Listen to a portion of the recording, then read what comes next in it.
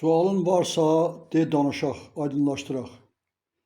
Sualın hələlik yaranmayıbsa, onda darıxma, qulaq as. İndi Naxçıvana görə günortadır, azandır. Azan səslənir. Naxçıvandakı bu azan qalan şəhərlərdəkinə nisbətən çox gözəl, valehedici, müqəddəs səslənir. Yəni indi böyük yaradan qarşısında dayanıb, böyük yaradan işığının vəhdətində duran andır. Bunu heç də Hz. Məhəmməd əleyhissalam özündən bir novator, yenilikçi kimi gətirməyib. Hz. Məhəmməd əleyhissalam o vaxtlar günortanın bu anında cəm kainatda böyük yaradanın ahəng səsini eşidib və mətnini deyib.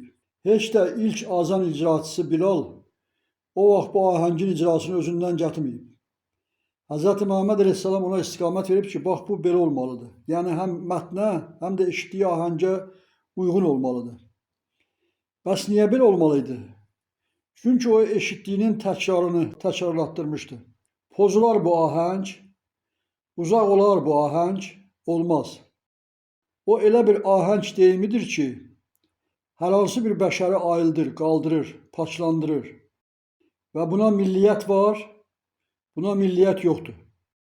Əgər buna milliyyət olmuş olsaydı, Amerika kosmonavtı ayda bunu eşitməzdi. Bu təhrif olunmayan bir reallıqdır. Bu belədir. Bu cəm yaranış üçündür, fərd üçün yox. Demək o kainatdakı azanı eşidib, cəm kainatlarda olan azanın ahəng səsini o kosmonavt eşitməmiş olsaydı, sonradan bunu yerdə deyə bilməzdi. Və texniki şərtlərə görə o eşitməməli idi. Çünki skafandrın içərisində idi. O skafandr bağlı idi kosmik gəmiyə. O gəmi bağlı idi uçuş mərkəzinə və bunlar arasında rabitə daim davam edirdi.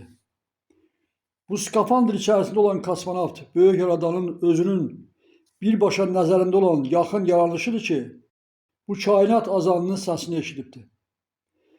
Demək bu kosmonavt azanın ahənginin səsini kosmik mərkəzdən eşitməyib. Eşidə bilməzdi kosmik mərkəzdən. O anlar çox məsuliyyətli, cavabdeh anlardır. Çünki orada elmi işlər gedir. Aya ilk dəfədir ki, bəşər gedibdir. Bütün orada işləyənlərin fikri onun üstündədir. Yəni onu qorumaq, məsləhətlər vermək və yeni informasiyalar almaq.